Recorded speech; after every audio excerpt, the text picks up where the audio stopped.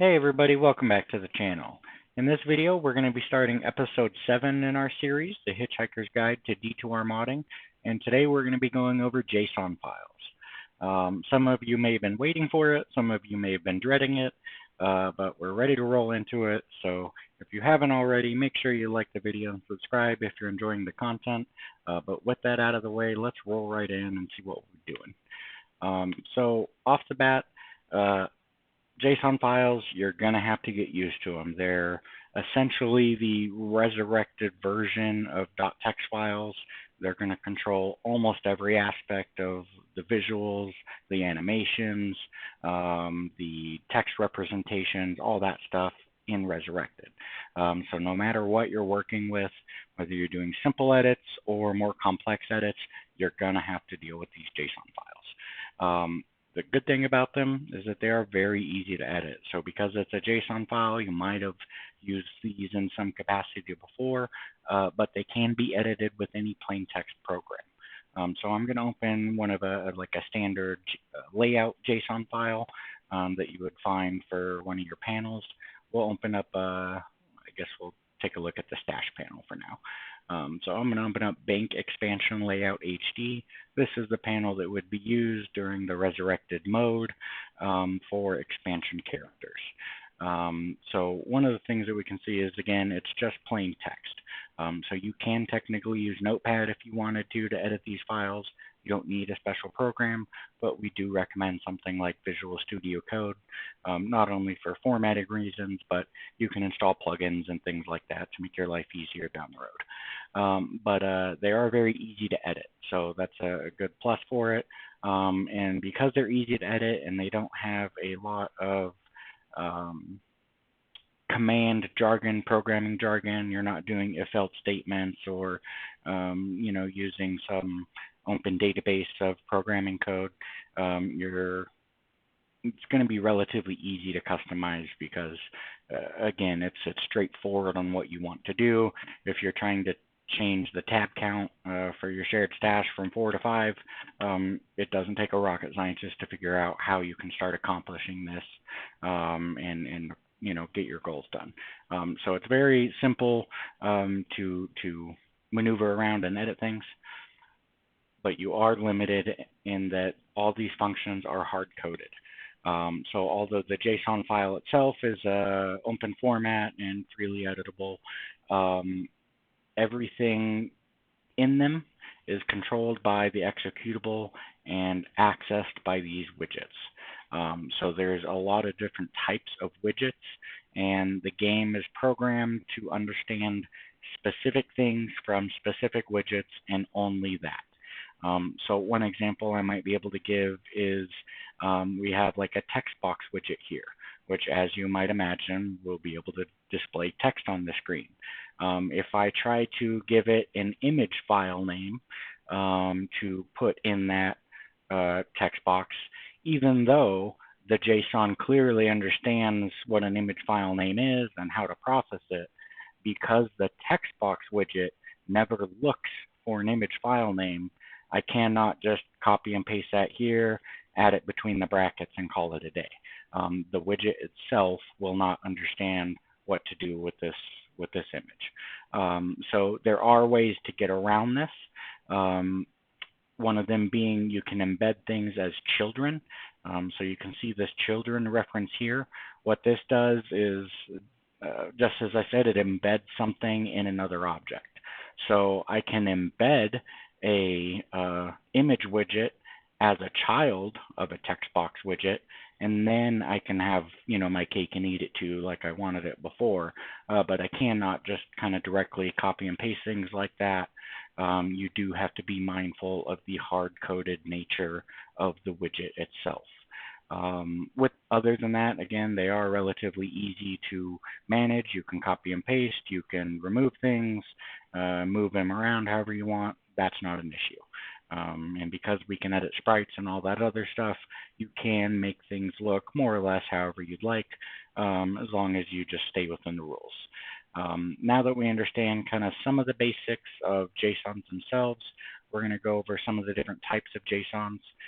Again, as you can imagine, because of these hard-coded functions, different JSONs for different types of things behave very differently. So we're going to really quickly, since we already have a video on it, but we're going to go over some of these reference JSONs just to give you a basic understanding of how they can change. So all these reference JSONs are stored in data HD.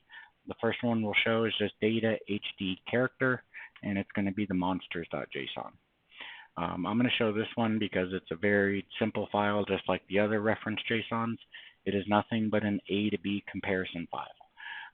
So what this does is take a value from .text. In this case, it's the monster name from .text, and it's going to tell it what JSON file to use for that monster, and that is all this file does.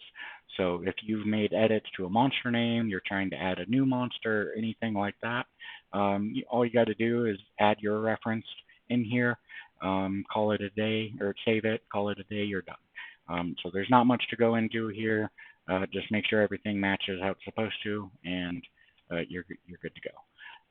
So those are all reference files. You're going to find other reference files in HD items as well as HD missiles. And that's going to be items.json and missiles.json. The next type of JSON we'll go into, we were just kind of looking at, is going to be one of your standard layout JSONs. So again, this is going to be any kind of panel you have, anything that uses 2D sprites or text to kind of show you things. And I'm going to pull up two layout files to get started, just to show you some of the things you're going to want to watch out for. So again, I do already have bank expansion layout HD pulled up. Excuse me. This is for, again, the resurrected view mode for expansion characters. Now I'm going to pull up the HD version for original, which is for classic characters. And the reason I'm doing that is because if we look up at the top on our expansion JSON file, we'll see it says right at the top, based on bank original layout HD. And what that means is because these are so similar in terms of their layouts, instead of kind of typing everything twice, it's just going to grab some of its information directly from the classic version, which will kind of have the base reference to it. So we can see examples of that by looking at something like the click catcher widget. So again, everything in JSON is encapsulated between brackets. These are how it defines like each kind of section, if you will. So we can see that in these brackets, it has a type and a name, but there's no information attached to it. There's nothing below it to show the size or just kind of anything really. And we can see that for some of the other ones. Here's an image widget, but it shows no file name or anything. Here's a text box widget that shows no text to display. However, if we go to the original layout, we can see why that is. Again, they're all actually defined in the original layout. So here's our rectangle field. Again, we'll talk about this in just a minute. For our click catcher that doesn't show on here, for our images and text, now we can see that they have the information and definitions for what file to use, what text to show, all that kind of stuff. But it doesn't need to reference them twice here. So it does this just to tell the JSON, hey, use the file that it's based on. I don't have any new information to add. If it does have new information to add, maybe it's changed where the gold sections are, or maybe it's changed what tabs are allowed to do, because again, in classic Diablo 2, you do not have shared stash tabs. So things like this, it does need to change, and so you'll see a new reference for it in the expansion tab. So that's just a general watch out for. Some files you're actually going to need to edit both, even if you're only trying to edit the expansion version, just because it's based on the original in some cases. This is also going to be, if you want your mod to be compatible with controller modes, you're going to have to keep an eye on this kind of stuff too. Two other things we'll go over just to understand a couple of these things a little better is if I go back to the original layout and I see that this rect definition, so a rect definition tells it where to start drawing or where this boundary should take place. And so in this case, we can see that it references $, panel, click catcher rect. A $sign in a JSON file means that it's referencing a variable. So if any of you have programmed or coded before, everybody's familiar with variables. They can be used to just basically store a bit of information to be accessed later. And it's the same thing here. This $sign is indicating that panel click catcher rect is a variable and that it's actually pulling its information from another file. So in that case, this is going to be profile hd.json. A quick side note, if you're using large font mode in the gameplay settings, that's technically going to be controlled with profile lv.json, and that stands for low vision mode. That's a Blizzard implementation. So for kind of normal operating, you're going to be using profile hd.json. And once we open that, right up at the top, we can see our panel click catcher rect reference. So again, it's the same one that's defined here. And once we look it up, now we can see what the actual kind of values for that definition is. It's telling it that it's a rectangle that starts at the very top left of the screen, position 0, 0, that it's 1162 pixels wide by 1507 pixels tall. And now it knows what part of the screen to capture your click so that it doesn't think you're actually clicking to the ground on the point behind the panel. So this is how it catches things. But again, we can kind of use that information for anything. For a file name, this is how it knows what file to use. It might only say left hinge sprite, but if we go look and find left hinge sprite, so just for argument's sake, let's go check that out. We can see that it's actually pointing to side panel hinge l.sprite found in these folders. So you can define variables here. You can make custom ones. You can edit this how you like. But again, a $sign indicates a variable. So be prepared to look in Profile HD or another file for that exact information. Another thing you might see is an @ symbol. So an @ symbol now defines a string. This tells the JSON it's using a string from one of the string JSONs. Again, we have covered these in a previous video, but quick overcap. If we go to data, local, language, strings, we're going to see all the item names, monster names, level names, etc. These are all done in their own JSON files. These are string references. Because we're looking at a bank layout right now, or expansion panel, stash panel, sorry, that's going to be controlled in UI.json. So I'm going to pick one here at str close. So let's open that, or let's open UI.json, and let's look for str close. And there we go. So we can see that the key str close defines the text close. Obviously, that was pretty straightforward to understand. And the reason it does that is for these languages. So because it tells it to use the string JSON, that word close can now be translated to any of the languages Blizzard supports. Whereas if I remove that @ and just make the word close, it will still appear on screen for English users as the word close. No string reference is technically needed, but now it cannot be translated. It's always going to appear as the word close, no matter what language the user is playing. So that's the significance of the @ symbol, is that it's going to tell you that it's using a string reference, so that if you really want to change that properly, you're either going to want to define a new string or edit the existing one to accomplish your goals, so that all languages can enjoy your changes as opposed to just your native language. So those are the kind of important things about layout JSONs. Again, everything's defined by its own little widget, its own little section, but you can copy, paste, remove, change things as you want. And especially once you start adding in your own sprites and stuff, you can get a pretty good result of all your work. Next thing we're going to go over is asset JSONs. These are very different in that because they're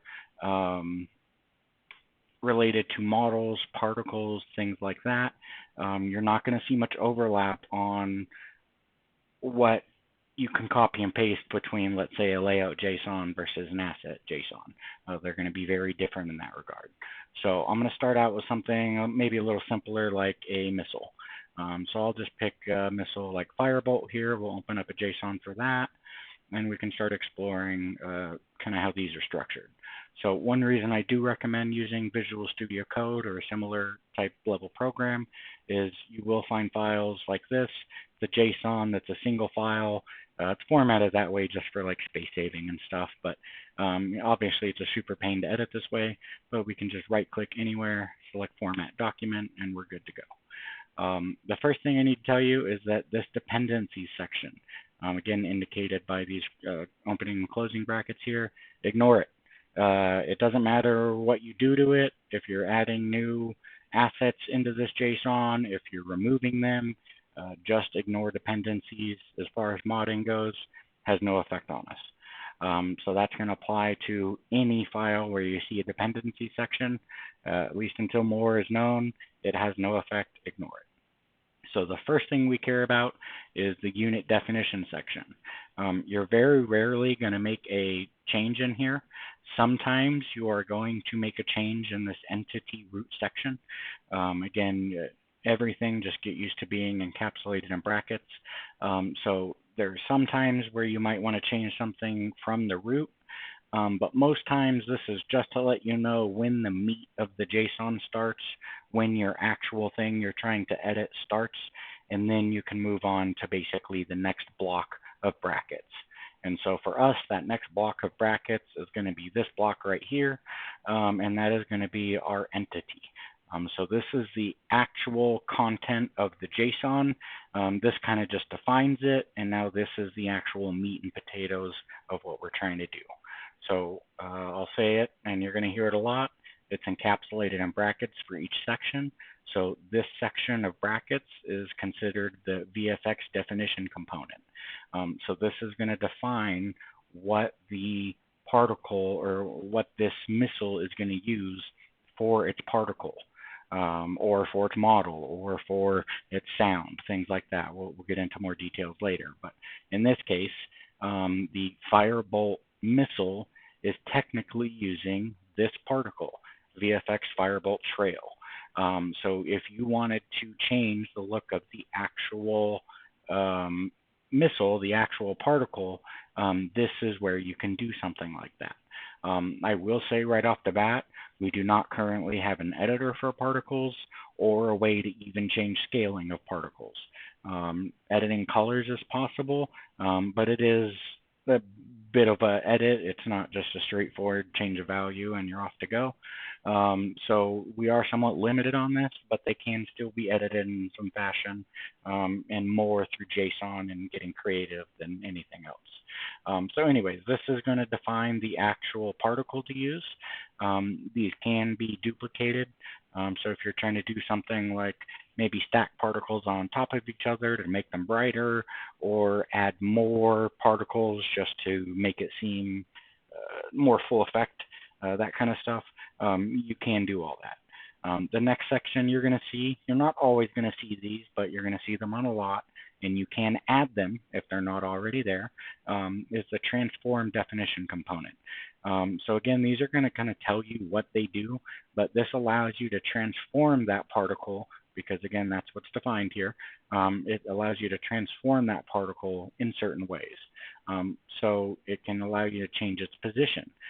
So this being how tall or how high it is, how far left in the kind of x-axis it is, how far down in the z-axis it is, all this kind of stuff. By the way, these measurements are in feet, because apparently the developers are American. I don't know. So this 4 indicates it's going to be 4 in-game feet up. So when it fires this firebolt, it's going to be 4 feet up in the air. So again, if you have specific visuals in mind, you can adjust these. You can go negative, so it can start negative 4 feet in the ground. You can do all this kind of stuff based on your preference. You can also change orientation, how the things are rotating. This can be especially handy for some skills that either spin, the particles spin, or the particles always face a certain way and you want to adjust them to turn them backwards or left or right, all that kind of stuff. For particles, we cannot adjust the scale yet, but for other things we can. So models you can adjust the scale of. So this includes both armor that you would equip on your character and see, or monsters or objects in the world, things like that. Those all use models. Those all can be scaled using this. And then finally, there's some quirks we'll get into more in depth later, like inherent only position and track release point definitions. Again, we'll cover that in more like our missile stacking tutorials and stuff like that. But just understand that the name of the game as far as asset JSONs go are attachments. So everything in here is an attachment. If I want to copy and paste this into a model JSON, I can do that. I'm just attaching this entire definition to another asset component. So again, maybe I want to attach a fireball for some strange reason to a leather armor, so that as the character runs around, he has a fireball on him. You can do that. Just know that, again, you're copying everything between the brackets, you're copying your definition components, and that's why these are grouped together as like an asset JSON, is because you can intermingle them depending on what you're going for between model JSONs, particle JSONs, etc. One more JSON we'll cover is going to be a character JSON.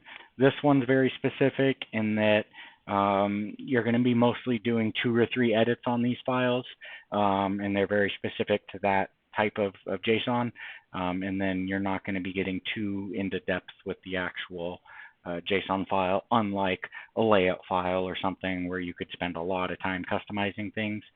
These are going to be usually a little quicker edits that are more restricted. So to show one of those off, I'm just going to pull up, let's say Diablo. So this does apply to character models and stuff as well. It's all the same, but your player models are going to be a lot more in depth onto how things are controlled, specifically with like animations and things. So we'll just format all this, and again, we'll break down this file, some of the key differences and things to look for. So once more, dependency section is all this right here, all the way until that last closing bracket. We're going to ignore it all. We don't care. So we don't start caring until this unit definition where it starts defining Diablo. So the important things we care about are the state machine.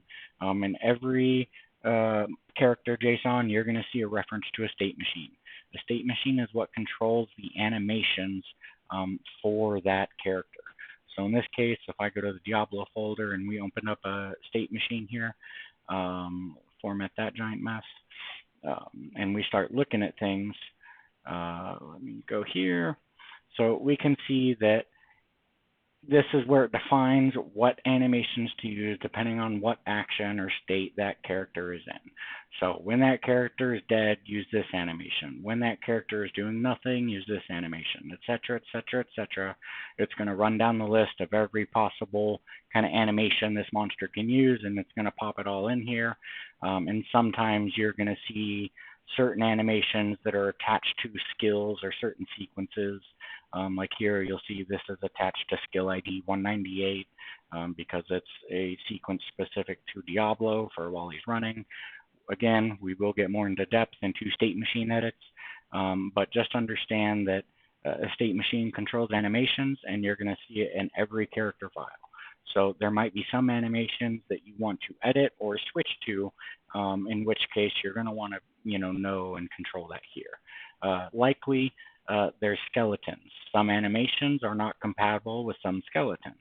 So depending on your modifications on what animation edits you've made, you may need to adjust the skeleton to find something a little more compatible or suitable, or even limit your edits to something that won't break the skeleton or vice versa. Other than that, we're not going to go into too much detail on the actual breakdowns of this file in this video. Again, it's a lot of attachments, just like your other asset JSONs, but now they're a little more focused on models, variants, So it knows when to use light armor versus heavy armor. It's a little more focused on what variants to use for color purposes. So again, all your different fallens, instead of using a different model each time, it's just going to color them a little bit differently depending on what type of monster. That's a variant. So it's going to be just a little more broadly focused on your different attachments, what models to use and things like that. We'll go more into depth into actual character editing in a future video. And finally, I know you guys are ready to wrap this up. We're going to quickly go over environment JSONs. These are special in that they're almost always only required for preset levels.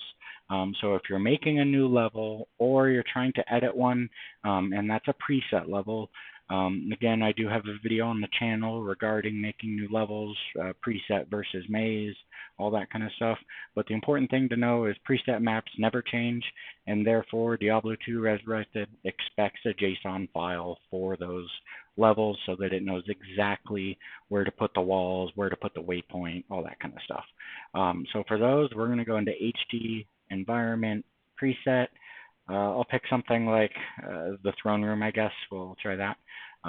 So we'll go to expansion, Veil Layer, and we'll do Worldstone. And we'll do throne room. I guess it doesn't matter. We'll do Worldstone. So anyways, if we open this up, this is going to define every single thing to use in this world. So this entire level is painstakingly, I mean, I'm sure they had a program that just did it for them, like a real-time editor. But essentially this entire JSON, this, let's see, what is this? 52,000 lines of code is nothing but every single tile and object and whatever placed in that 3D world space, defined by exact positions, laid out depending on certain, again, it gets kind of complicated with walls. You got different transparency settings, tunnels, whether they should be drawn above or below the floor, all this kind of physics for trees, how they blow in the wind, all this stuff. It can get very complicated, and frankly, we don't have any truly custom Diablo 2 Resurrected levels for this reason yet.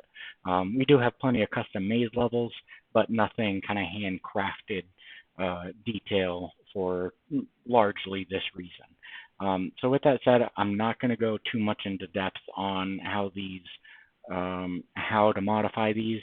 More or less, it's just a ton of copy and paste until we develop a program or something that can easily do this for people. And the only reason I bring it up is that you need to know they exist, so that if you're trying to create your new level and everything else works, but you wonder why it looks nothing like what you designed it as, this is why. It just needs its own JSON file, and they are quite a beast to do manually, and so we really just kind of are waiting for a good developer to make a program for that. So with that said, I know these JSONs took a lot of time.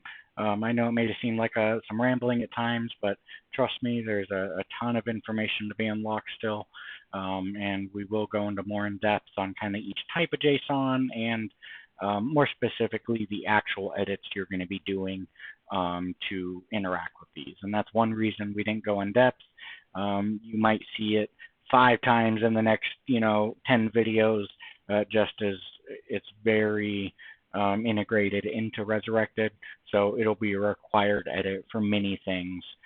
Even if I'm not trying to edit a JSON file, I'm probably going to have to anyways, just to accomplish the end goal. So you're going to see a lot more of it. We'll touch more on that later, but that was the kind of crash course into the beginning of the JSON extravaganza.